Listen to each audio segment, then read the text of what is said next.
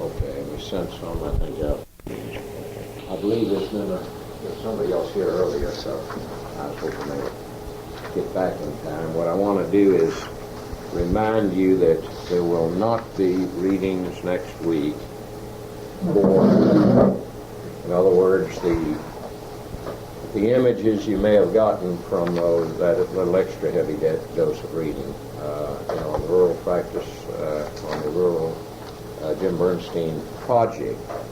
I decided not to give you readings that would relate more specifically to the ideology of the people that you'll be visiting on the 18th. Those would be more Robert Johnson leadership theories, you follow me, that on the rural countryside you need a team of physician, administrative leaders, leadership capacity people to put in place a permanent thing and not just a National Health Service Corps or other thing that might not be long-lasting. There might be some medical students or others along on the thing, and I'm simply confirming that we have 3 vehicles. Correct me if I'm wrong. We're meeting here for departure at, what was the hour we agreed on? 8 a.m. in this back lot, right, of the School of Public Health. There's no one, people we still have to, who sees Yao in a class? Anybody during the week? There's Harris, who's not here right now. All these people were here last week, I believe, right? And got it. I just talked to Keith, who's in the infirmary, and I don't think he knows for certain his discharge date. And wait, there was another attachment to you. Did anybody here have anybody that they knew wanted to visit that practice on med school or somewhere? I can't remember. Or whether one of the people that were there at the rural practice thing wanted to go. But I know I've got the names of 4 that I've got to call back to send some kind of messages wanting to know how long it would take, how far they'd be gone. And if it's all right with you all to have visitors like that, why, it might flesh out the discussion and all from different viewpoints. If there's objection, I'd like to hear it, though, because I think we'd have room for them in the vehicles the way we discussed it. Okay. You remember we said that rather than deal with a big smorgasbord of issues, many of which, if you looked at the business side that I gave out and asked you to return of that AMA pamphlet, and if you looked a little bit at the checklist, say the Rural Practice Project, you're getting an idea of the sort of practical side of some of the theoretical things about either physicians establishing a practice or some of the problems of groups, or you picked it up in the course of the HMO thing. What I've decided to do, if you recall, and I notified you of that, is rather than the way it's described for this lecture as a big smorgasbord, is not try to deal with collections and other things, and stay with personnel in a non-academic, non-outline way by taking 2 aspects, using the Rosenfeld readings where he focuses on professionals, and then using as the best exercise I know collective bargaining as a mode of finding out, some of the issues that not only do many of the issues we're going to discuss as in physician dentist recruiting lap over into professionals and non-professional recruiting, but then from their point of view they have issues of their own, okay? You understand? We'll talk about that. They're a contradiction of people in the industry as a whole. Let me see if somebody wants to start talking about some of these things. The first set of readings on physician, he first of all says that's what he's going to really deal with, the difficult, recruiting, okay? And I think we'd all have to agree with it. The rest of the recruiting is more like unfortunately, whether we like it or not, even though RMs and lab and X-ray people are all professionals in every sense, and the whole definition of professional and non-professional is very artificial, in many ways, since not only, as we pointed out repeatedly, how many times the, say CCU or ICU nurses are teaching doctors, but in turn, those same RNs are very often taught by a terribly experienced aide who maybe have been in the department for 20 years, what they're doing in their first month in the scrub room. Maybe very theoretical if the aide's been working with the surgeon all along. So all these things are not to categorize, okay? You're on warning that we're... But in the readings, you remember some of the factors that he mentions on the motivation and efficiency that we're going to examine in the first part. In other words, he separates them, do you remember, by material things that we're going to examine, like remuneration and all, non-material things, status, the whole environment, the physical environment, and satisfaction of ideals. That's what he sets it up as, and then he breaks it down into remuneration, monetary, and what he calls perks, and what we would generally today call fringes, I think. You can hardly talk about vacation, holidays, perks, or what a hospital administrator gets when he gets a chauffeur around a limousine, or he gets a private bathroom and a private bar or something. Perks have taken on a whole new corporate meaning, and he's still using it, I think, it's like 12 years ago language for professionals, as if they don't understand. They're just getting fringe benefits, which blue-collar workers may actually exceed, you see, if they've had good bargains. And then professional incentives. And many of these things we've already told you, so don't forget, affect what we're going to talk about on non-doctors. Okay, what are some of the thoughts anyone wants to throw out as to some of the issues he raises? First, did you find any contradiction in anything in the text he was saying? Did you differ with any of the thing? Did any of it seem a little... generally, it's I think on target. But was there anything that as he wrote it seemed either naive to you or too simplified? Anything like that?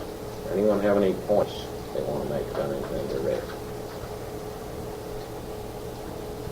Okay, look at page 55.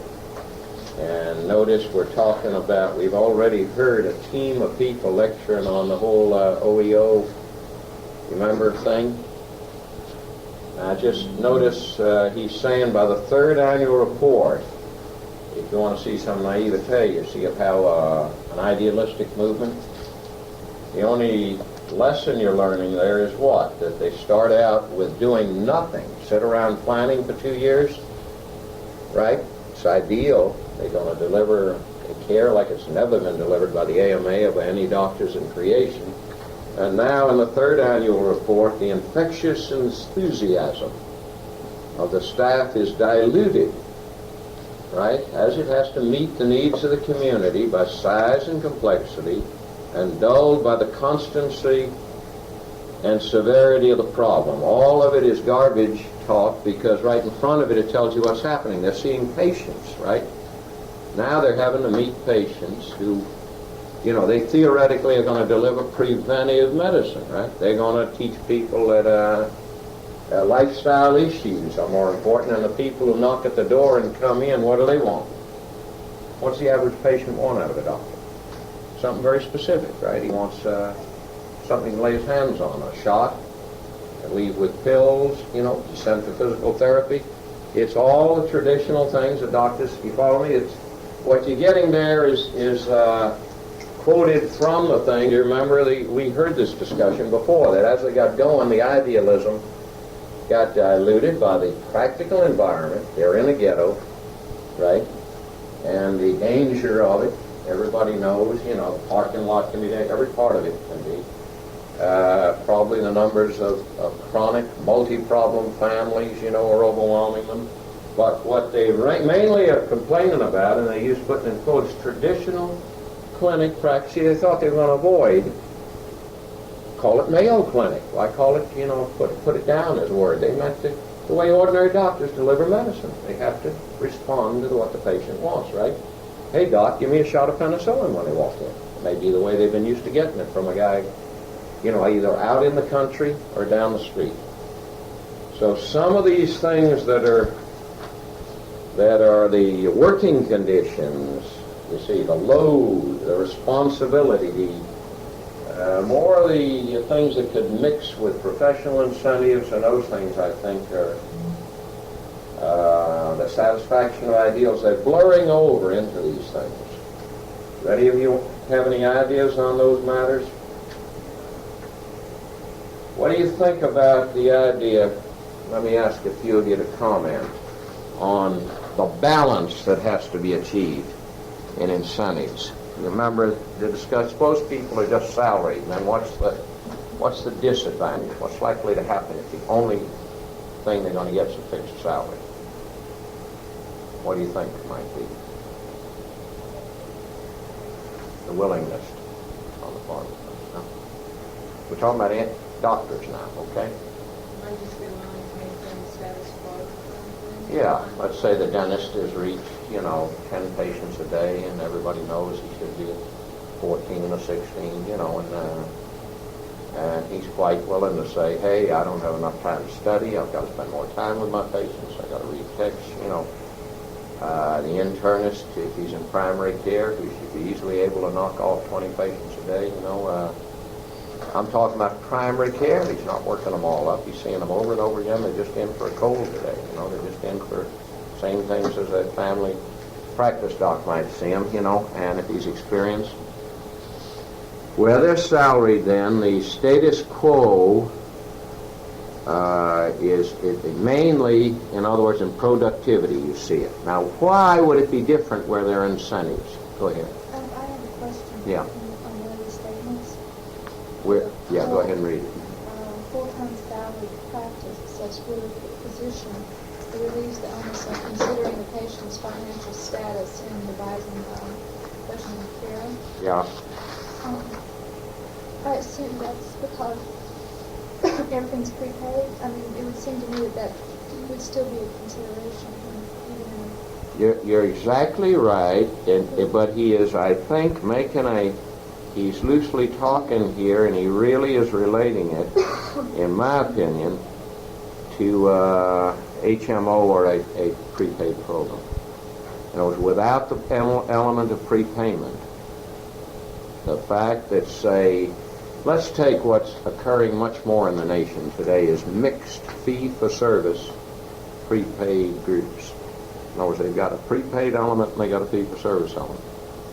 Those people become very mixed. They have dilemmas repeatedly. In other words, they get used to a certain way. They're not operating on a fixed HMO, and yet for certain of these people there are no financial incentives, so some of them are running in all the time, maybe overusing them. They have no reason not to order what they want to, right, except for the overall economies of the program that the medical director would only deal with them on if they were, just ordering a tremendous number of brain scans, something outrageous, but otherwise wouldn't be bothering them. And yet for the rest of the patients, you have to be very aware. Do they have a major medical in which they're paying 20% of the, all the first dollars? Do they have no outpatient care? Some of your patients come in with zero outpatient care and only hospitalization, and yet they're coming to you on a, in a fee-for-service setting. You have to be very aware that if your visit is $20 or $25, that you're not ordering excessively for them. Sometimes you're told off by the patient, Doc, put me to bed if you're going to order. A young doctor who isn't aware may, put me in the hospital if you're going to order the chest x-ray and all that lab work and the 21 tests and, and all that other junk you're ordering. Or he may say, send me over to the emergency room. He may know how the insurance works. See, so sometimes where you get young residents out only in their first year, there is less likely than in fee-for-service practice to be the teaching with an economic motive by the senior partners, It's more they're free-floating in a bureaucracy, and they may have to be. Now, I'm meaning where they're mixed. Is everybody clear on that? There's beginning to be mixed bags. There are entire national conferences in the last 2 years because prepayment is spreading. And in the last couple of weeks, I've visited three practices, all of which have their fee-for-service. They make their living on fee-for-service, in insurance, standard like a doctor's office. But they have 800 enrolled in a nearby, families enrolled in a nearby IPA, see where they're totally paid for. So they have to think with two kinds of heads, you see, to deal with all that. Are you talking about a doctor who services private pay patients and also many services Yeah, for that's would having the patient pay a percentage when there's any that because that's what it sounds like that he's advocating. He is speaking, I believe. You all know where she's speaking to the bottom of 57. And I think you've got to remember that Roosevelt has previously pointed out in the top of that paragraph, or the top paragraph on monetary, that in organized ambulatory facilities there are generally two major categories. He's indicating diversity that could occur, but he's picking up on one of them. In other words, salary or division of income according to predetermined formula, okay? Whatever alternative used, it must fall within the market range for the particular. Remember, a salaried doctor in a non-profit setting, do you think they think of necessarily of the market of fee-for-service, or do they think of the market of similar programs? Which of those two do you think they think of, you and the manager? Which of those two markets? Similar programs. Similar programs. Because you've already got people motivated to not enter the jungle. You follow? They don't want to get out and run a candy store. They don't want to run out and collect them. They don't want to make, you follow me? They've like opted out of that thing if they're even spending much time seriously with you. Now, very young residents often are drifting. They can't define anything.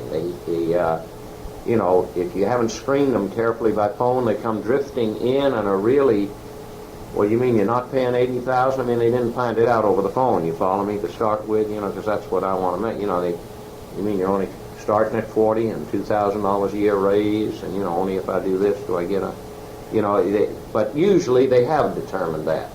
Usually you're pre-selected. You're in the minority, whatever that is, 5%, 30%, depending on different med schools and different areas of the country that want something different. They want a faculty affiliation kind. They want education kind. They don't want to maximize their income. They want something else. You follow me? They want a good dictation system, not handwritten notes. So they're willing to know that that costs out of their income, okay? Anyone want to debate that? But there is this way, a different way. You're really comparing and recruiting on dollars, as we'll talk about on that last page I threw in here, which isn't that far out of date. We'll talk about the fact that inflation hasn't knocked it that far out. You're in the market for your kind of institution. If down the road or within 100 miles, they're starting pediatricians at $60,000 everywhere around there, you can't start them at 38, 40. You see what I mean? If in other groups, salary group, you see what I'm saying? But if within your market, even though a solo pediatrician hopes to make $60,000, you'll have no problem at knowing that pediatricians are at the bottom of the heap for salaried doctors. You all have to think like administrators which have charge of a program. There are people that are at the bottom, then there's ENT and orthopedics and radiology, and very hard to get, and you do without them, and you buy them as you can, and you may just decide there's so many inequities I don't even want to hear about it. I just want them, to come in part-time and keep them out of the whole clinic even. So the first thing is that one. Now to get to Ms. McAllister's deal. He mentions at the end of that first paragraph, see, there's intermediate mixtures, where you add incentives to salary. That's so common now. Not only because of these mixed groups, but because of the point Ms. Proctor answered earlier, that because you must motivate them, you add something else, like if they will see more than the norm a day, there'll either be a general reward system. Later on in his text, he deals with this, that this can be done by an executive committee who examines numbers and then doesn't automatically raise them when they see more than the norm, but if they otherwise do quality, if they otherwise keep their charts up, gives them a reward, okay? There's no simple equities to any of this. This is in the hottest debate right now in the whole mixed salary area. This is something that is, conference after conference is troubled by. Administrators attend these meetings from groups because they usually are disturbed with whatever system they're getting. They've got at home, they've got some kind of revolt. In other words, it's remarkable if you attend some of these meetings, as I do, how right sitting there is a group that got tired of salary, switched over to fee-for-service, and are now sending the administrator there to find out something else. This is wild, you see. Two or three guys are making a fortune, the rest are back, and so he's there going backwards, you follow me? Trying to find out, is there a mixed formula I can go back on? And right sitting there is maybe 6 or 8 guys across from him on the table who are, on a salary basis, haven't even got a mixed incentive yet, Or, and not down the table of people with even division, and their people are unhappy. How do we move from even division of the pot of money that's left for the doctors out of the thing? Go.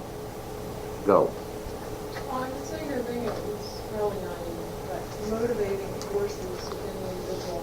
It seems like, just on personal experience, that the salary positions that I've run into are different. Go ahead and describe what you think is different. Huh? Well, money's not your primary motivating. That's not the primary factor. I'm interested in more education. So, what he says about to the patient, one of the advantages of salary it offers the assurance that the physician's judgment is disinterested. I'm not sure exactly what that means. He goes on to say that in fee-for-service in private practice, the physician is so interested in the patient that it comes to a report in the group itself and the group of money or something like that. Yeah. I would argue with that because those who are in fee-for-service, just who I've known personally, money is their ultimate. I mean, that is what they're trying to do. They want to keep the business afloat. They want to make some money. Mm-hmm. So, I mean, I'm saying there's maybe something inherently different in those who go for salary positions. No, let me hear first and straight what you're saying, that you find that there is a very sharp difference in the motivation of the fee-for-service person, right? Right, and those based on money. salary seem to have more other things that are motivating them, maybe other than money, higher ideals kind of thing, kind of keep them going, even though they might not. Who wants to argue with that? Anybody? That's a fair, it's been stated as a thesis, huh? I think I've seen some of both in those situations. I have some salary positions who just go there for the day to make their money and don't really care if they see all the things that increase them or not. I've also known private practice fee-for-service positions like Cheryl said, who seem to be invested in them. I've also known some who take up a lot of individual time with patients and really do seem to have the industry of patients at heart. So I think I've seen some of those types of people. Okay. Private practice. Would you first have you seen programmatic salaried people?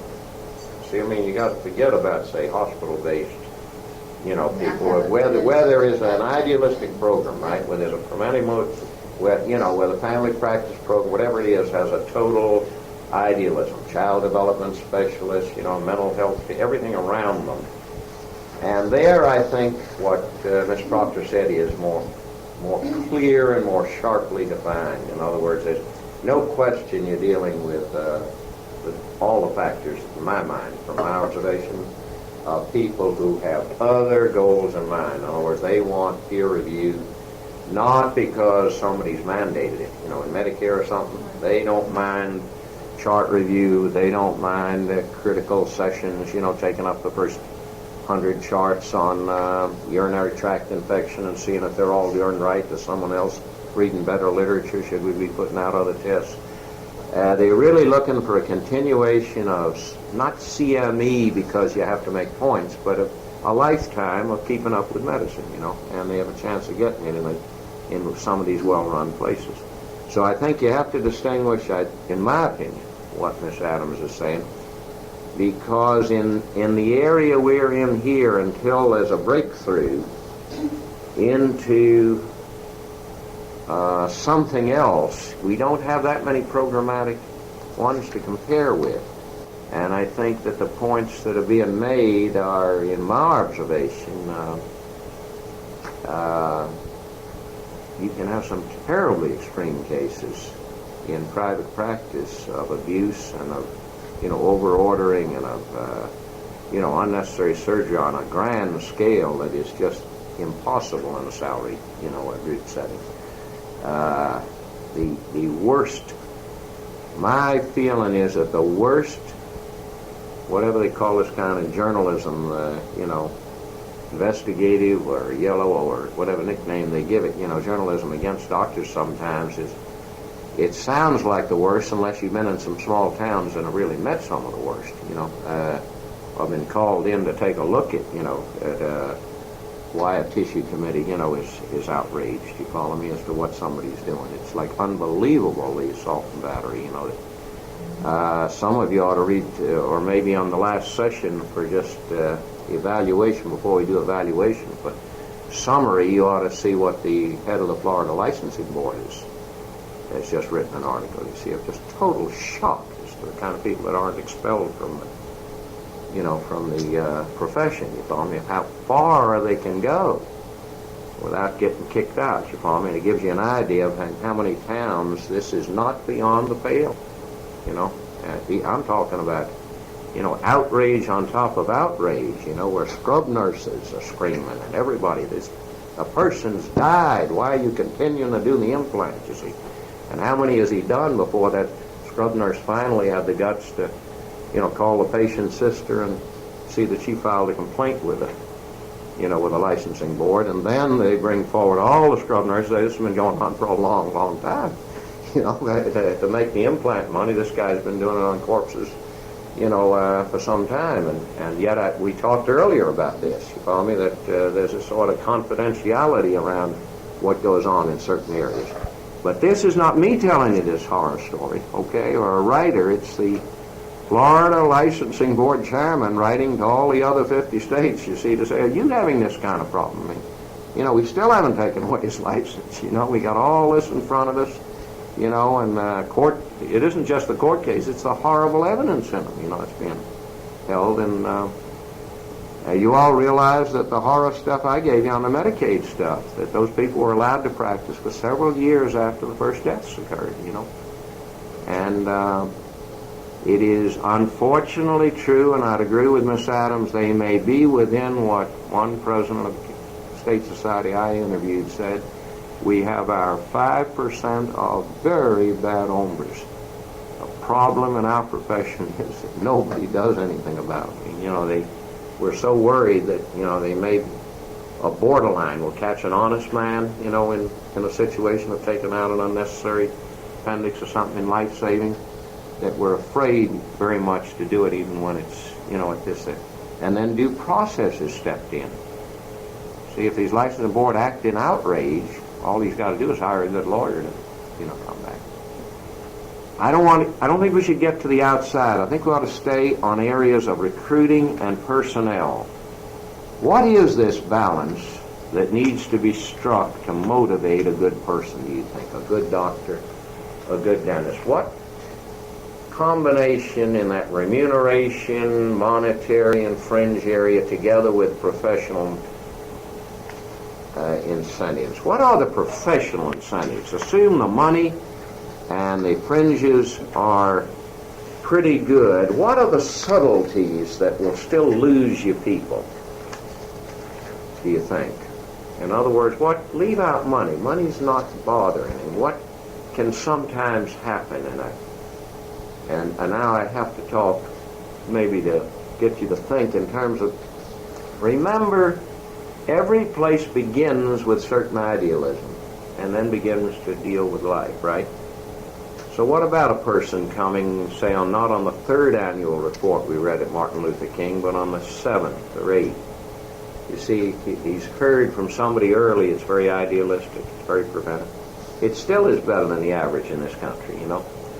But what about the fact that, he says to himself, this isn't much different than, if I was with 5 other guys in Westchester, I'm still just taking care of cold, You see what I mean? You still will get on recruiting sometimes a person who is thinking of your reputation or an interview with what he's being told idealistically, and in practice finds it less than, ideal. In other words, most of the guys are really, they're not sharing cases, they still have a continuing medical education, but they don't function as a group.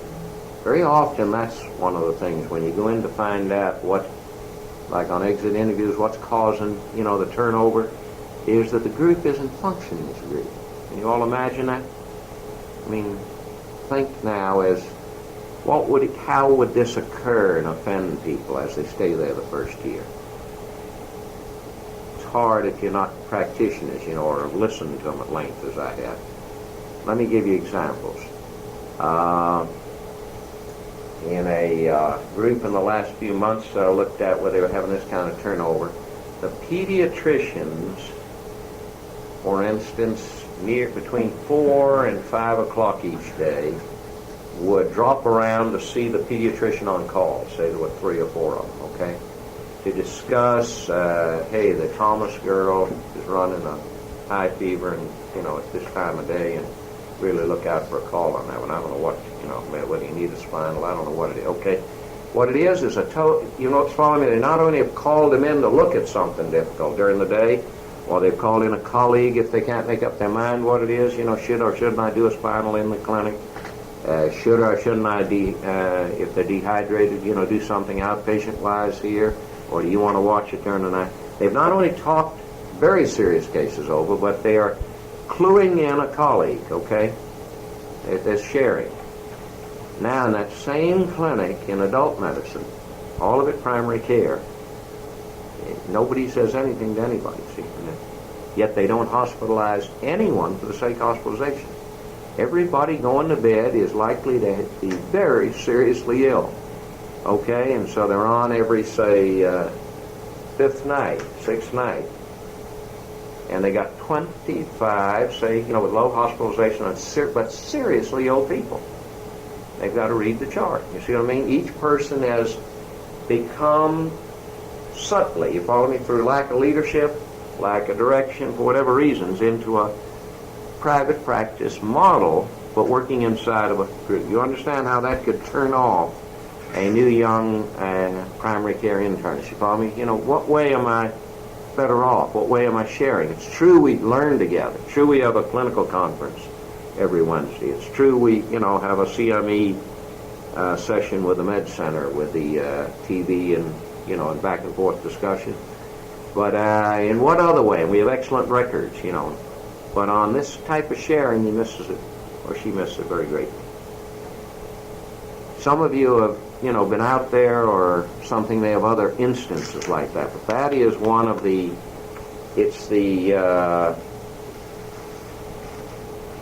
could be a wide variation, too big a spectrum in the way charts are kept, you follow me? Or where aging has taken place. Say in the group, the 2 doctors over 60 are practicing notably different than the family practitioners who come along and have to rotate into, both models. Sometimes it's the issue that they give freedom as to whether you use normal medical charts or whether you use problem-oriented charts, you see. In many groups, that's true. They don't adopt a rigid, in other words, the internists, and I don't know whether you've seen the written debates on this in any of the courses you've taken, have debated this. You understand there's an open debate about this. There are certain family practitioners who believe that how could you possibly have a good chart in the 1980s that's not problem-oriented, right? Or that's not filed by families, you see? That's their view of the world. You see, and the equally intelligent view I've heard debated is that that's a total damn gimmick. You know, you read a good internist's notes, he's used his eyes, he's used his fingers, he's used his ears, he's taken the history, it's all right there, you know, and you don't need a little, it's like teaching a person how to underline in a text and studying, you know, how you have maybe watched an older friend, you know, this is the way you underline, not that way, you know, you don't do whole sentences, you just get to the key word or something, you know. He said all it is a key word, you know, bunch of crap, and really anyone reading a good. Now, if he's a poor internist, a poor pediatrician, it isn't there. But the older way of doing it is right there. It's your physical findings, it's the patient history, it's all there. You know, it's just a gimmick way of doing it. What I'm trying to say is you go into some groups in which they have not adopted that, you find that's an irritant. Okay, I'm trying to give you the kinds of, you know, irritants. It sounds all right, like he was trained on POR, you know, in his training program, but, you know, they look like good guys, yet when he gets there, suppose a couple of them don't, you know, he can't make sense through the thing, you know. You see, most of them he can, that can be an irritant. And that is the reason, I think I told you this before, family practitioners cluster. There's a political reason, first, that their training usually was hostile to internal medicine and hostile to pediatrics as older specialties that were, you know, forgetting the person and the whole family. And then the other is that they're more comfortable in clusters, so that every other group we have will, for either market money or similar institutional money or programmatic money and fringes and good programs, join. Family practitioners least join larger group practices. None of what I'm saying is rigid, you follow me? You immediately point to, say, the large cooperative at Puget Sound with 250,000 people, which has had family practitioners for, you know, years. Others have zero, just zero. You follow me? They don't know how to use them because they've tried recruiting them and they've blown up on them, and, you know, and the jurisdictional lines are not clear because the intern is a primary care adult, the pediatrician is a primary care. They're all taking care of first-line stuff, and still may have subspecialties, you know, so that they're dual people and they feel that it's the most efficient way to get the maximal use. How about a statement he makes that hierarchy works sometimes? You all remember that? Do you agree with that? Sometimes. He's saying, you know, there are democratic groups in which everything ought to be talked out, right? How the medical records are run, how this is run. And he makes a statement near the end, I think on page 64, that he's found that he's quoting somebody who's worked in a teaching clinic and says hierarchy works okay. You know, younger people, you know, new people coming on like to know, you know, from a good boss what it's all about. As long as they're open, as long as they're discussing the problems and offering suggestions, you know, rather than ordering them around. I think that's my observation, is there's no way to say that pure democracy, you know, that everybody has to meet. And if you're told that, you know, you never leave without finishing your charge, you know, why don't you? Because you're not going to remember the next day. I mean, it's very bad quality. You knew that in med school, so why have to get it now? You know, you get more enforcement than sometimes a good medical director that's got a little bit of authority to him works about as well, in my opinion. You know, having a strong management hand than the democracy sometimes. And I think also, in terms of cost effectiveness, all the time you could spend trying to work out a democracy wouldn't be worth the time and the money that we might waste trying to make everybody very equal. It's also true that you've got the whole problem whenever, you know, how is democracy? This is what you're focusing on. You know, with amongst these professionals, they have accepted their whole residency training is such a pecking order. You know, doctors of all people have been, you know, raised in a pecking order. There isn't, for all of the revolt in family practice, there's still the same pecking order. The chief is there, and they say third-year residents there, second, you know, and they turn around. Why in the hell didn't you do it? Why didn't the poor little intern, you know, catches it at the end of the line? Why didn't you know, why wasn't this ordered? You follow me? Or why didn't she get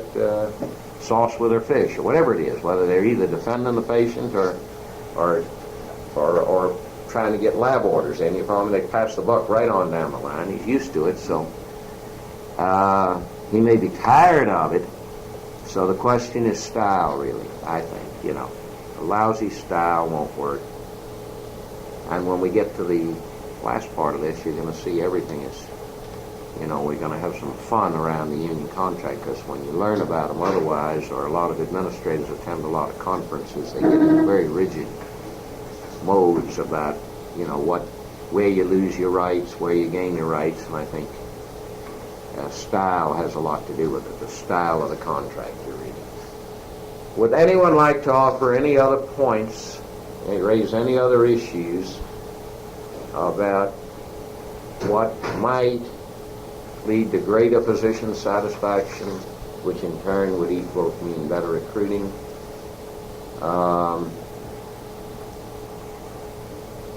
There is one thing about an openness that hierarchy doesn't do well. It sometimes recruits better, in my experience. You follow me?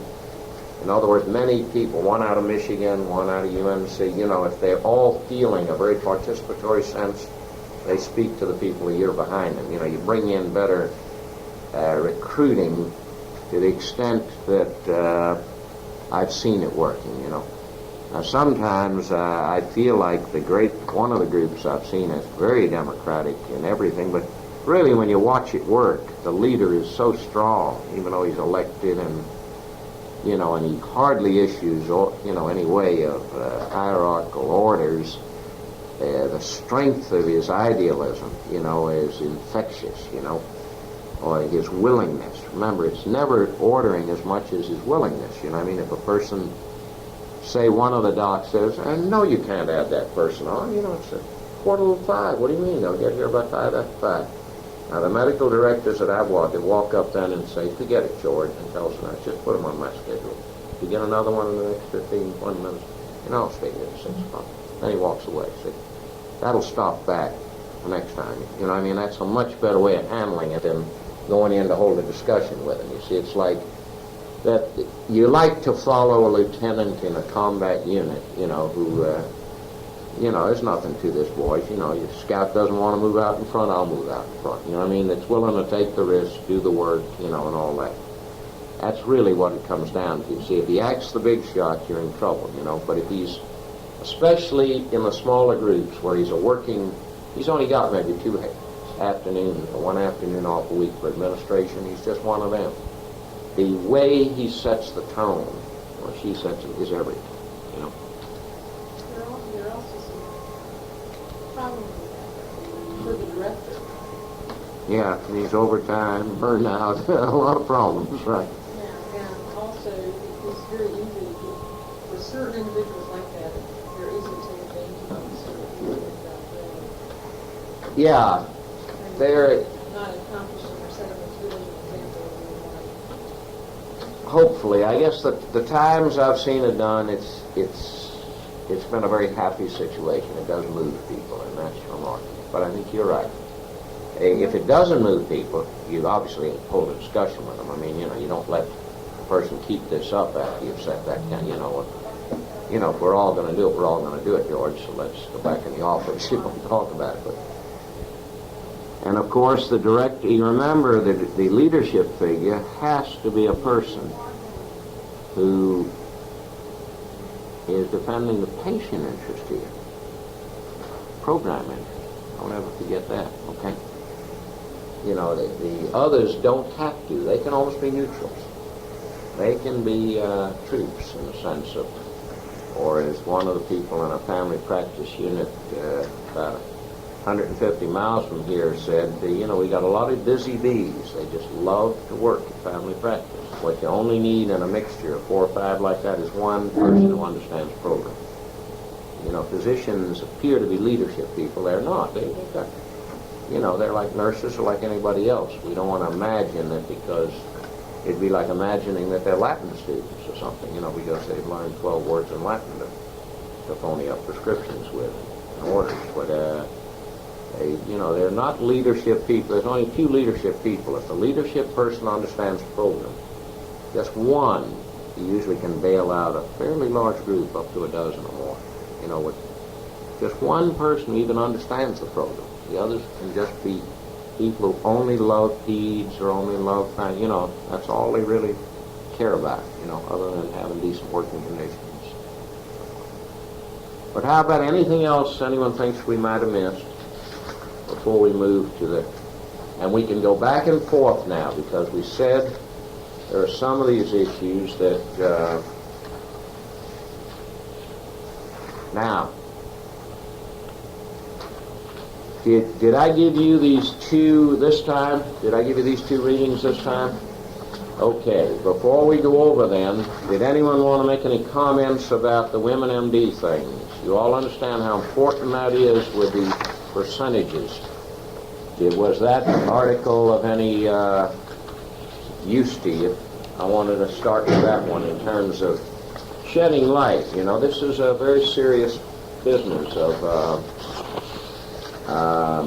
recently, I've seen a number of groups that have altered all their kinds of ways of doing business to accommodate women who, say, want to work 24 hours a week, with small children. In other words, they've got to face up to these changes, you see, in the output of positions.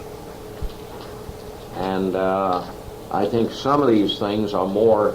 This is a more human article. I'm looking at it more administratively than administrative.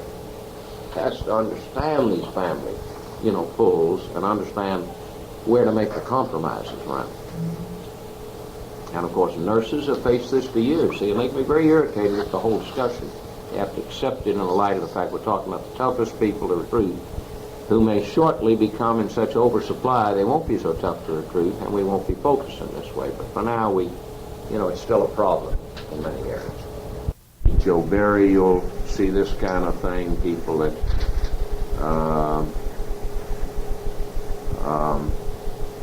can think in those kinds of terms, that with a sense of humor about themselves and about their practice. At the bottom is just what I've told you, and why we gave out that blue thing. It's just a warning coming from one of the biggest of all the med centers, the big one in Albuquerque. Very big non-profit center, and a man who's an AHA conference speaker that, get out of the way of the hospitals. When they're shoved, I was trying to warn you, by, Reagan or the capping or anything, they're going to not hesitate to knock the living devil out. They'll set up group practices. They'll do anything else. R.J. Reynolds didn't hesitate 1 minute when the Medical Society in Forsyth County condemned them, for engaging in socialized medicine. They just hired the president of the Medical Society. The only question for them is, we need a medical director. What'll it cost? At that time, $70,000. That's what we'll pay, period. That was the end of the, of the organized opposition to the thing, and then he began picking who he wanted to and splitting the whole society to pieces, you see, and picking up young residents. When big business decides to move, get out of the way, because, if their costs are shoved, they're going to be able to shove. Now, you had a little union contract, and I want to... First thing I want to get rid of are I want to give you some historical data to go with it. So you get rid of illusions that something about this is terribly different. Or first, this particular local union began in 1959 and had nothing to do with the United Mine Workers. It was what's called a District 50 local union. You happen to be looking, it today doesn't belong to them. Again, it's had about 4 secessions in its history, the different international unions. It sort of seeks other ways out for itself, like firms merge. It today is part of the Office Professional Employees International Union, Local 33 out of Pittsburgh. So it's the same bargaining agent. some of the same names of the women who sign off on the committee, and I think at that point, this is an all-woman orchestra in that local union bargaining for it, are some of those same names are, just representing the local 33 out of 50, a branch of office and professional worker union.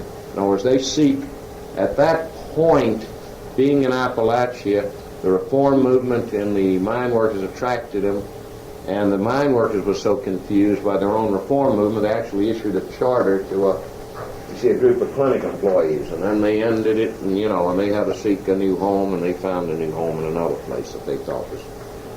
So that's one point. Secondly, forget about dollars back there. Don't try to even equate them, because I have a copy of the 81 to 84 current agreement in the same place, and if you read the contract carefully, you'll find out there are more ways to skin a cat, than choking it to death on buttermilk. I mean, you must have found in some of the sections a lot of ways that management is not in the slightest of the people at these scales that are printed there. You follow me?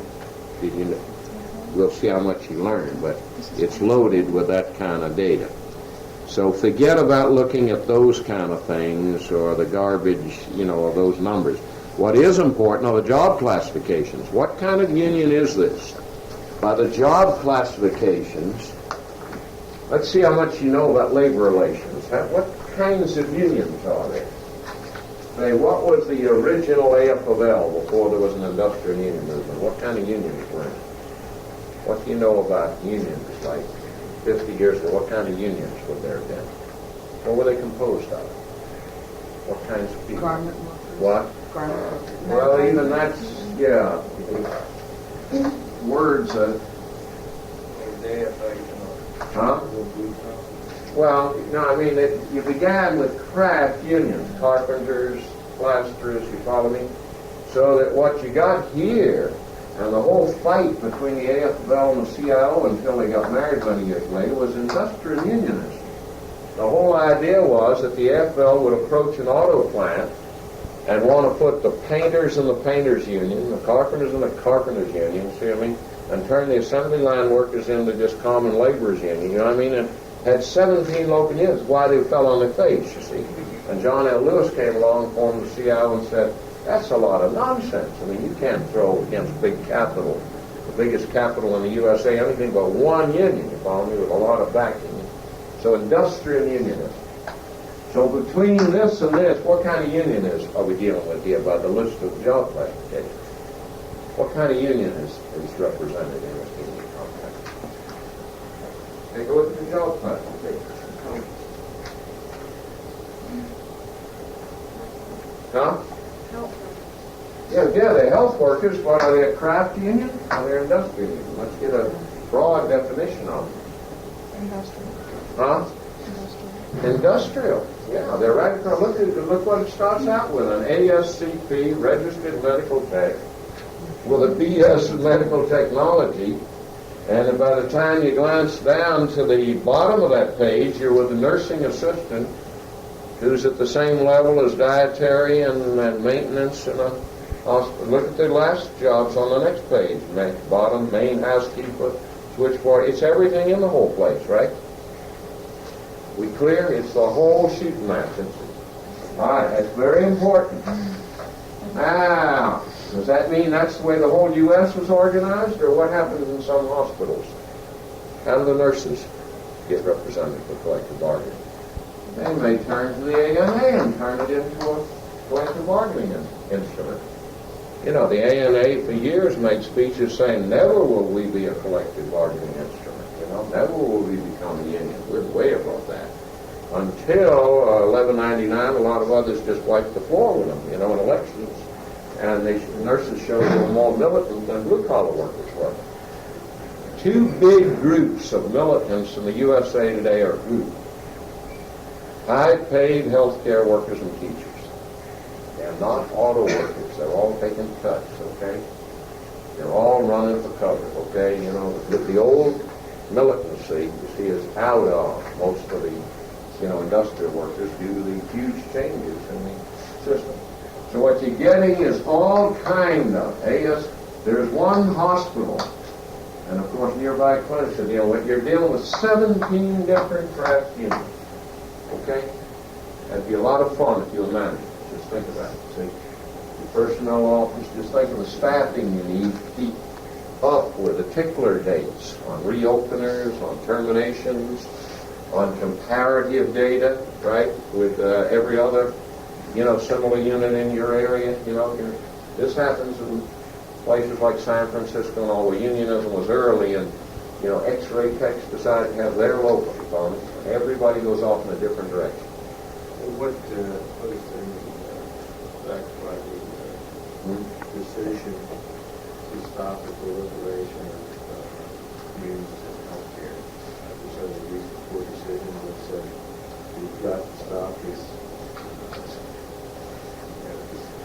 many union kind of activity, and it only got to be in the big industrial. Yeah, the NLRB can come along and determine on petition an appropriate unit. But you've got to remember, you don't need a law. In other words, were there any National Labor Relations Act? See, first of all, what's the law that all this is under? It's the National Labor Relations Act, okay? Which is the Wagner Act of 1935, amended by the Taft-Hartley Act of 1947, essentially, okay? What year was it that they first allowed the authorized organization healthcare workers? I don't even remember. It must have been in the late 60s, wasn't it? Mm-hmm. Late 60s? Does that mean that a local union of hospital workers could not engage in collective bargaining without a law? Huh? What do you all think? You say no? By what grounds would they get a management to deal with? Because strike. That's right. It's just common sense. Notice all the law does is give you a right, if you're willing to risk your skin, that you'll be discharged if you sign up for card, right? And if you sign up for fellow workers. But once they've got you out on strike, management's got to reach a decision, so there are plenty of them. There were just tens of thousands of hospital and health and clinic workers organized by the strength of their own convictions. See, that preceded the law. The law followed. Congress was following a trend, you see, that had taken place. It's like, suppose a state doesn't authorize public employees, like school teachers and sanitation workers, to be able to get a contract. Say this state, without knowing the let's say a state that would put Jesse Helms in the U.S. Senate is unlikely to have laws that would protect workers in public employment from getting a contract in the state. Is that fair? Putting it mildest form. It's unlikely that there is protective legislation for the workers. But suppose, the garbage workers shut the place down.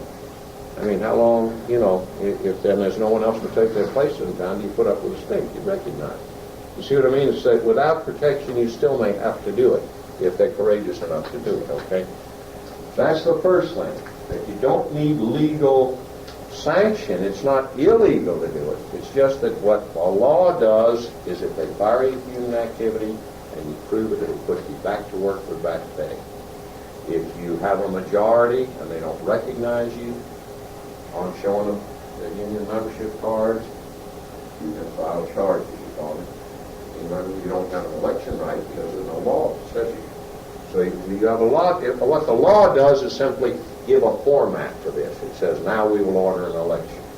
You've shown enough interest, so we'll order an election. If you can't have an election, you can still walk in and tell them, hey, we've got a majority and we're going to shut you down Monday morning. Okay? This is how all the unions began anyway, understand? The law came after the fact. So I'm trying to get you onto some basics of how these things take place. What kind of people are in it? It's everybody. This is an industrial union. That's not true of all of them. Now let's go around the table. I want to see how much you've learned. Are there many management rights in this contract, do you think? Have you read it? You all read it? Who wants to point to some management rights? Raise your hand. And I mean, the union certainly wants the union shop. Did they get it here? Yeah, they got it. First of all, what's that mean? What could you have? You can have an open shop, okay? You could have a closed shop, which may even be illegal in a lot of states, like a right to work state. You could have a union shop, which is strong enough and it's not closed. You could have a maintenance of membership clause, which is developed from World War II, during World War II. In an open shop, you know, nobody has to belong to anyone, okay? In a closed shop, you call the Teamsters Union to get... Now this is what's been outlawed in many places, see? So this takes its place. You don't call the union to get the workers, okay? You don't call the plasterers union. You're calling to send out somebody. What everybody has is a certain number of days. It's the strongest kind of shop that's, you know, legal under most terms. You have a certain number of days. Where does it occur? On what page of this contract? Okay. You think it begins on 2, right? And the part of it that has the power is up there at the top of 3. It is a condition of employment. Okay? Those members who are members of the union in good standing on effective execution date, whichever is the latter, shall remain in good standing. Those who are not members on the execution date, whichever is the later, shall on the 30th day following the execution of the contract become and remain members. No question, okay? Got it? That's again a big issue. Is that smart of management or is that stupid of management to put everybody in the union? In the South, what would you think? Do you think this is a very favored clause compared with the rest of the nation? San Francisco? Huh? No, if they have to get a union, the most they might go for is a cross like this or this. Anybody know what maintenance of membership means? All it means is if you join the union, you must maintain your membership. You know, have your dues checked off. Of course, there's nobody in. So it means that if the union has a smart committee of employees, then as you're bargaining on the contract, they sign up a good majority, right? At the moment of highest interest. And Pete, once they got the signatures and turn them in, once in, you know, you have to stay in. Another way the management can do is to ask for that once a year you have a escape clause from that, say, like for a 15-day period. So you pop out. This says that no union is required by the employer at all. No, who is in charge of hiring under this contract? Management, totally, okay? Union can't tell you who to hire at all. You can hire in somebody they don't want in the place at all. They have no rights about that. What you're doing is putting everybody that's covered, okay? You'll also find, if you're reading it very carefully, in a lot of ways you can uncover a person. You follow me? I mean, there happens to be a very large percentage of the employees who are not covered by this agreement. See? Like, for instance, if there's one ASCP tech in the laboratory with a degree, and you make her management, she's immediately outside the union, okay? You understand? There's a lot of technical ways of living with this, okay, that you have to understand that can be played out, especially if you... Let's look at the table of contents for a minute, which is before page 1.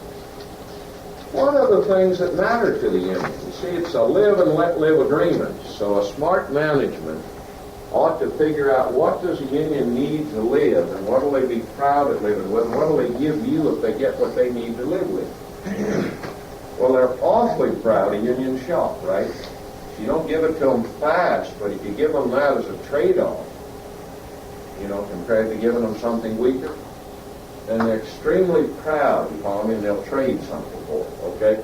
They'll trade you a lot of management rights, which they usually isn't terribly important to them.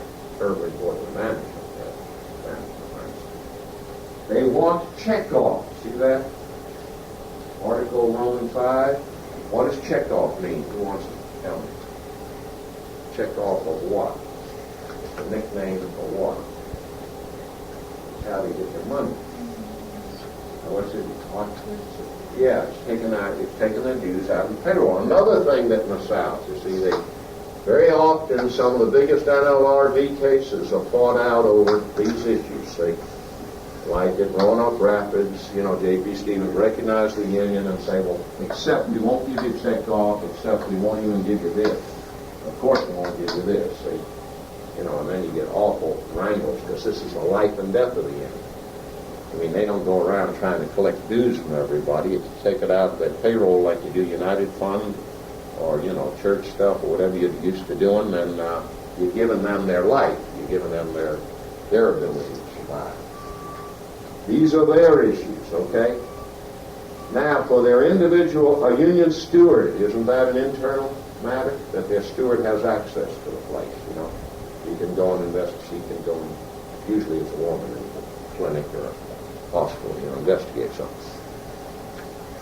Now, from their members' points of view, drop way down. The things that matter, hours of work, see all the bread and butter stuff, holidays, vacations, leaves of absence, seniority, terribly important.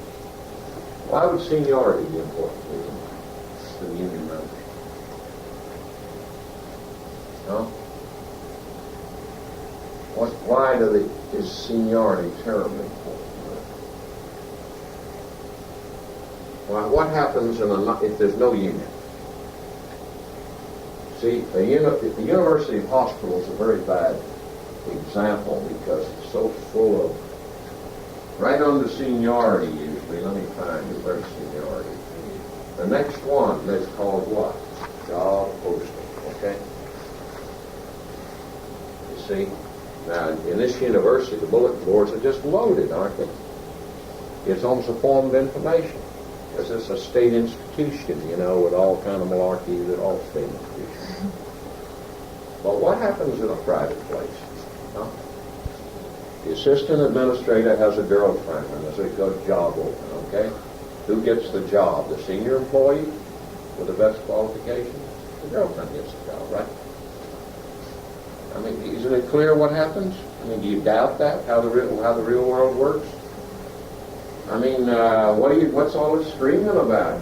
Sexual harassment and all that kind of thing. You think it's all phony? You think the now movement is insane? What do you think goes on? I take medical students into very large cotton mills here so they can get some sense, meeting with the foreman, spend several hours and they get the idea of, what's industry all about, Never mind round one. First, understand industry. First, understand what goes on the production line, or at the face of the coal, and then understand disease, okay? Because for those workers, disease is the last thing, It's the first thing in your mind as a medical student or a doctor, but it's the last thing in their mind. First is whether they're going to be laid off. Second is their wages. Third is whether they're going to get vacation. You got all these things, and and you're horrified that there's so much dust in the room, even with all the federal standards, or you're horrified at the noise levels, that they have to wear earplugs and all, and to them this is just, probably they were told they shot, a siren went off telling them we were coming, so they put the earplugs in, yeah.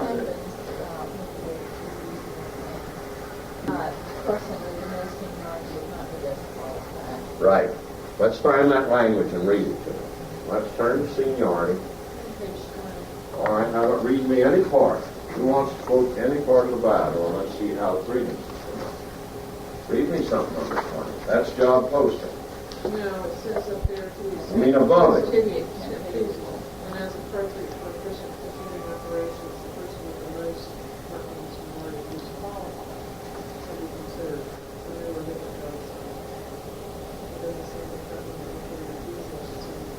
All right, So first, management has hedged it in with a lot of pieces of language to the extent feasible and as appropriate, okay? Now earlier, I want to show you that that language is too weak. No union would take it. Let's go back and see how the article began on 18th. It defines seniority. And notice the first paragraph states, once defined, and it's not been broken. You need a copy? Okay, see if we got an extra. They're not that. Take mine. Okay. There's another one in here. Everybody got one? It states that the employer recognizes the principle of overall seniority in layoffs, recalls, and promotions. Remember, what was just read to you is a watering down, okay? But you must understand what the employer is granting is terribly important to the workers, okay? When a union wins this, it feels very proud that it's won. Now, suppose there's no union in the place. Now, suppose these are not unreasonable rules, are they? What breaks seniority? Justifiable discharge, those 3, 4, 5 things you're on. Assuming none of those have taken place, you've got seniority, 18 years, 12 years, whatever you got. Management will provide a list, right? Now, let's compare that with a non-union clinic or a non-union hospital. First of all, they can imagine where they are in the seniority thing, but nobody provides them a list of anything, okay? There's no mandates, you see, for fairness, for equity.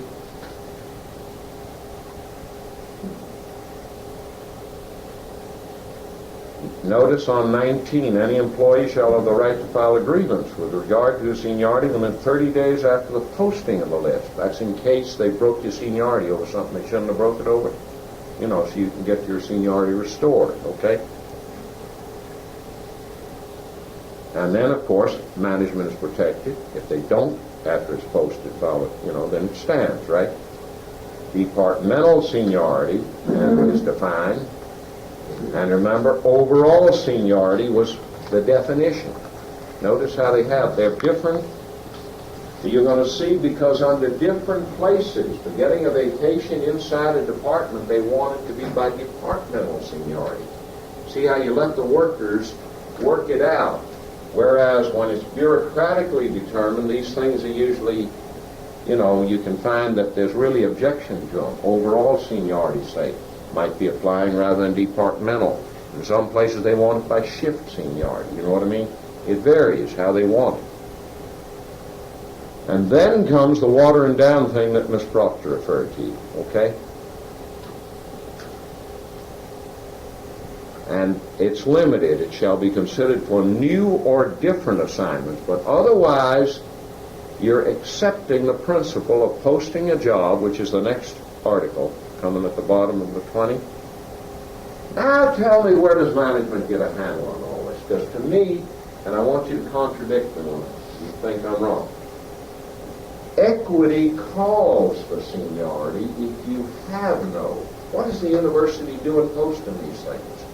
They are really admitting that seniority is a very good principle, that notices ought to be sent out of openings, and that those who are qualified and senior should get those openings, okay? All things being equal, equally qualified people, right, then a senior person ought to be able to get them. Now those are nitty-gritty matters, are they equally qualified? That's the way they might view it. But watch how it works, and watch how management on the job posting, who sees any language where management gets away with murder, you might say? Because it absolutely defines a great deal here. Huh? Miss Watson is grinning up at this end of the table because she's worked on the union contracts for 20 years in hospitals, and I guess she doesn't believe any management would ever gotten this language, huh? You wouldn't have given it away if you were on the bargaining committee for the nursing department? Nope. Okay, look at the bottom, number 2 at the bottom of 20. Who's going to put up the notice? Management, right? And read me what management's going to put up there. It's a hell of a lot of rights. Now, suppose you put pleasing receptionist job open, right? Pleasing disposition, point one, okay? A kindly attitude towards patients, point two, long before you get to whether you want high school education, all these things, huh? Look at the wide open, how difficult it is to file a grievance now, right? If you're the wrong person for it, okay? They can discuss minimum qualifications. That's wide open. Other attributes, and they do in the job description. Don't go into all the kinds of things. In other words, they don't stay. Now, if the union wanted to keep grievances going, which costs money if they go to arbitration, or somewhere, then they could demand that, say, you have to state by what test in the business office you demand they be good with figures. They be good with additions. They be good with subtract. If only you can state all these things. But generally, management has got so much going for it here. Look at number 5. See, they're giving the senior bidder the right, but he has to possess the prerequisites and appears capable of meeting minimum qualifications, which might have gone to personality, might have gone to so forth, okay? And meanwhile, look at that right. While they're considering all of that, the employer is filling it, right? May temporarily fill it regardless, okay? So they're letting somebody else get a start. In other words, the union has conceded a great deal here. Yeah.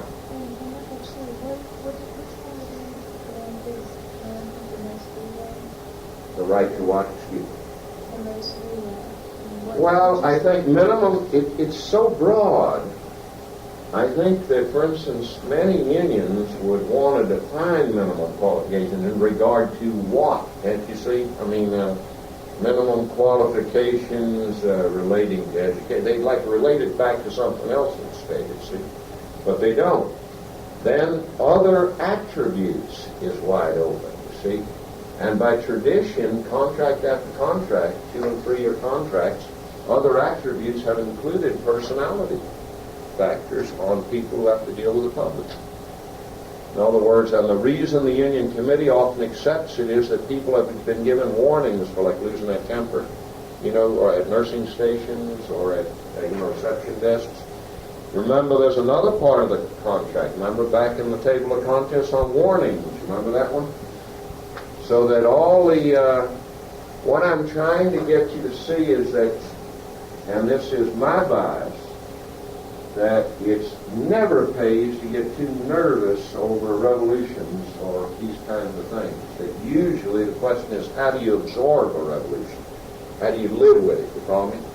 And the best thing to do is figure out what is it they need to live with, Remember, what they will bargain you anything for is to give them more than what... See, think of a union leader. Every other union leader around there has only been able to get maintenance of membership. No one's forced to join the union, right? Now, why should management care about that? I mean, my name isn't Helms. I don't have problems with this, right? I have no problems with this. By God, if the union's going to go out and get raises and get vacations, then they ought to pay their taxes too. Everybody, that's the way I look at the thing. It's a hell of a lot worse for a working force to be arguing between union and non-union than to have them all in one bag. If they want to get rid of the union, let the majority of them get rid of it, by throwing it out. Otherwise, the union shop has always appeared to me a way to stop the whole argument. In other words, no one coming to work there is coming to work there. Once they're in, you're treating them just like a taxing body. In other words, they're doing something to their people. Canada adopted a long time ago a way of dealing with Jehovah's Witnesses, which the National Labor Relations Board has recognized in this country. In other words, where people have religious objection, and under this contract, there's a side letter that lets them out of this. Where people either have religious objection or the pharmacists, subsequent to this union contract, they're not mentioned here, they petitioned for an NLRB election, and the board made them an appropriate unit, and they were forced in after they really bucked. They got the State Pharmacy Association to say it was inappropriate, non-professional. in all of this. So a side letter was signed, that as long as they paid the amount of dues, which was I think $2 a month or something, that that was, they were paying for the right of the union to bargain for. They were paying their part of the share. But what you're doing, what I'm trying to do is say in practical terms, what management wants, and don't ever forget it, is the right to manage. And so many of them forget it ideologically. The day that Jerry Falwell determines your policy and takes you off, or Jesse Helms into a wilderness of messing around with other people's rights, you follow me? The union needs rights to survive, you see. When you give them that, you go through this contract with me and you won't find as many clauses giving management rights as you'll get here. Why? Because you gave them rights. You sort of hinted, like when you show us enough goodwill that we can run this place, and you're not taking away from us, there's no way we're going to mess with you at having, as good a rights as you would like to have. Now that, if you look at Peter Drucker's stuff on management, some of the smartest management stuff is, spelled out 1,000 times over. Psychologists will tell it to you, behavioral people. You don't endanger an outfit and go to a J.P. Stevens, situation. And that's what very often management has done. It's so hung up that in the, I think the hospital you're in, a study showed that the nurses were used to scab they were used as strike breakers through 3 major strikes. Okay. To break the strike of the nursing assistants and of the dietary and of the housekeeping, of all the low-paid people. In her hometown, Fairmont, West Virginia. So this is very common. In other words, the wives of the doctors and the wives of the country club people who are called volunteers, what's their fancy name? Ladies Auxiliary of the hospital. There was a fancy name for nice people that go to hospitals, right? And the little patriots that follow them around there. And then the nurses. And then all the professionals went through scabbing, breaking the strike, trying to keep the place operating, okay? Scrubbing the floors, cooking, okay, doing all these things. You know how wonderful it is?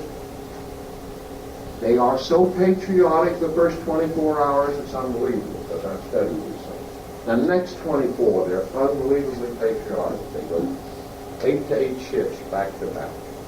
The third 24, the doctor's wives begin to say they have to go home, they can't keep it up anymore. Then all the nice ladies from the country club drop out. And pretty soon, it's the nurses of the floors. There's a couple of dead-end upper-class women that are cooking, okay? And it's a few more people that are running the laundry. These are dirty jobs, okay? They're scabbing on the lowest paid people in creation, right? And then what happens? So another strike comes along 3 years later, and they do it again. Now what do you think happened? Why scholars go in to study her? It's because the low-paid people formed the union, made him join them. No industrial union after them. And after all of this, 3 times over, 3 of the nurses came to you were the vice president local, and said, what should we do? We're not going to do this again. So she gave them that choice. What do you think they picked for their choice? Did they pick her local union? No. Joining an ordinary union of the, retail? Retail wholesale department store union. They're part of, imagine, colorless thing like that, become part of a retail wholesale department store union, hospital local, okay? No, they said no to that. And they told them they could join something called service employees. Oh, they could send to the ANA and split up. No. So what is the worst union in hospital terms, management terms in the USA? Anybody know?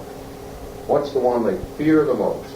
Can't stand it. With black leadership, Puerto Rican leadership, nationally, Mrs. Martin Luther King addresses every annual convention.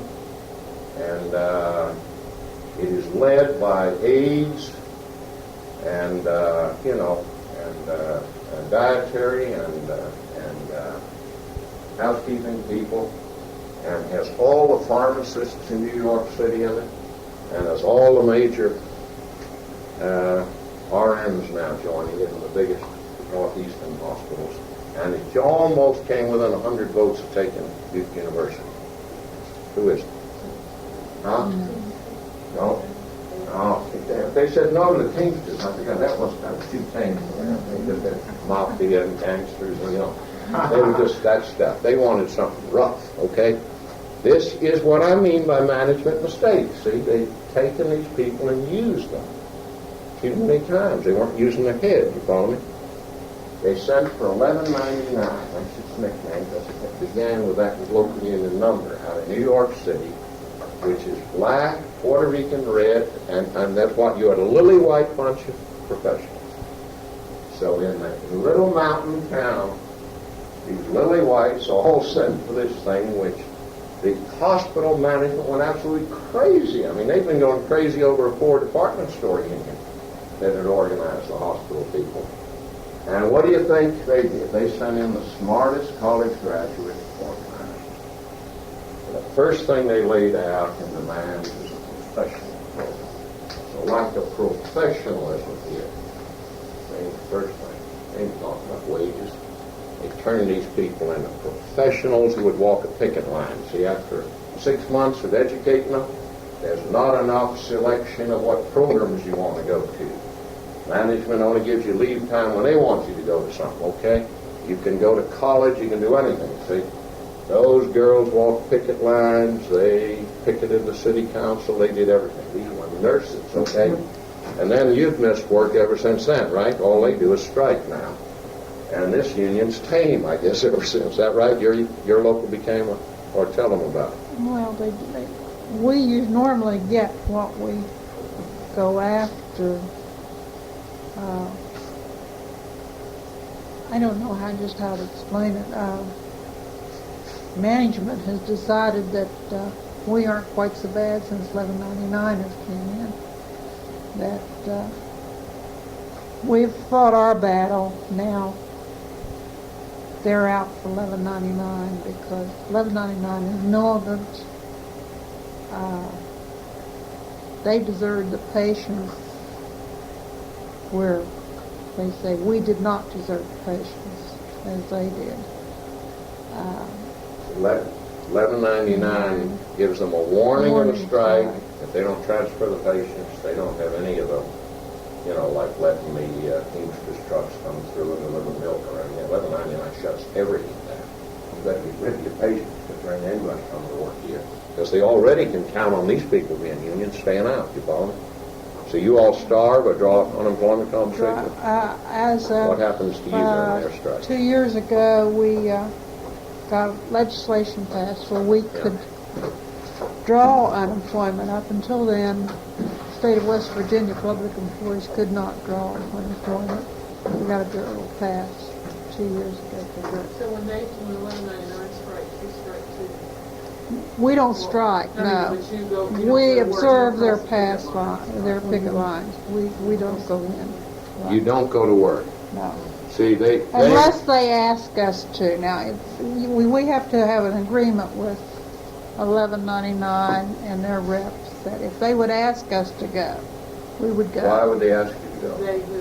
1199, It's the nurses now. the nurses, yeah. Well, if their rep would come and say, would you go and work, say, 2, 3, 4 days to make sure the patients are transported out? Will you go in? But it has to be a limited time. And then if not, then we shut it down. The last time we shut it down after, I think, 3 days, there was one man refused to leave Fairmont General Hospital. So they had to keep the whole place open. And they did not think we would show up for work, that we would observe their picket line. And my whole 250 people showed up. And that just had management going, Oh, it drove them drove them because crazy. they had to It pay cost you for them the money. day, yeah, It for cost one them thing. money because this went on for over, I guess, close to a week. When you think of one patient in the whole hospital, and he refused to go, they even tried to get a court order to get him out of there. Wow. The administrator went into the room, and he had weights on his leg with a broken leg, and told him that he was the administrator. This man raised up, picked the weight up, get out of here, or I'll send you out. And finally, Judge Meredith, I think, after the When he issued an injunction. injunction, and they moved him to Grafton. Then shut it down. Where do the patients go? Other hospitals, 20 miles away, 20 you have miles hospitals away. in either direction. Morgantown University, Clarksburg, Grafton. Now, anything you want to ask, because Ms. Watson's experience is very extensive, and I've used it a lot in a couple of courses here because she's also Secretary Treasurer of the State Industrial Union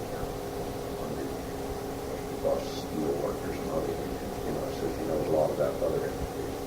And all the males in her family are, very heavily paid steel workers. They can read about, bad situations. So either just, facing close to retirement, young and not hardly able to make it, or like your father is a pension school. Mm-hmm. Now, while we on this, you can get on this contract, not just these bloody stories, the administrator of that hospital that she's described, I know well, okay, it's one of the places that I was at, is, I can truly say I know his mind.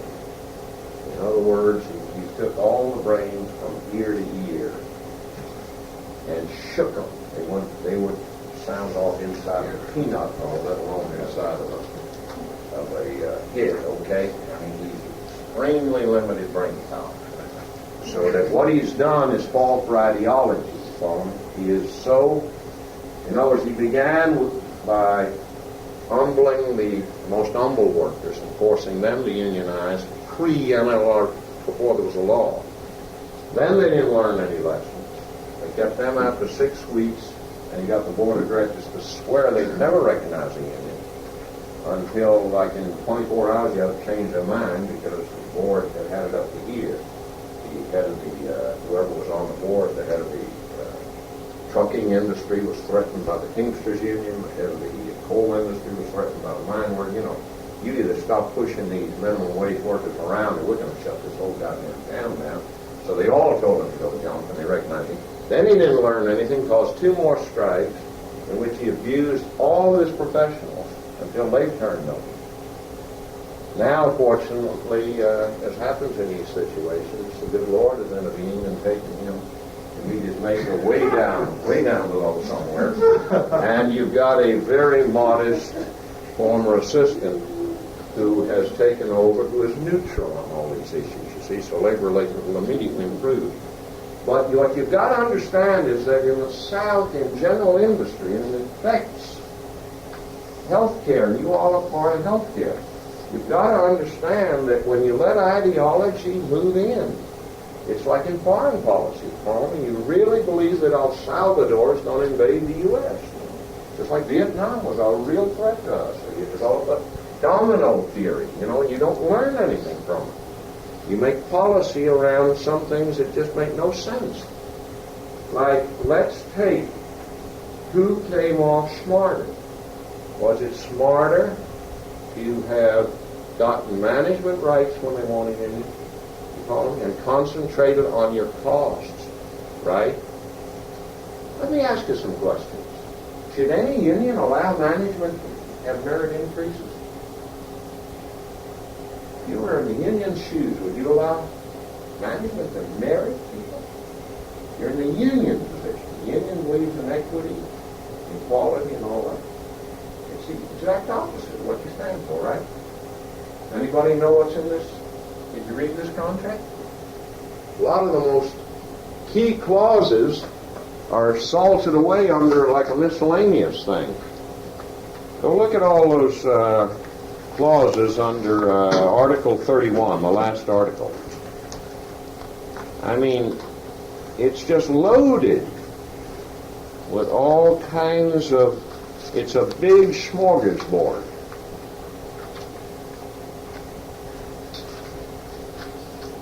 Never anywhere in this contract does it say that management cannot merit a person.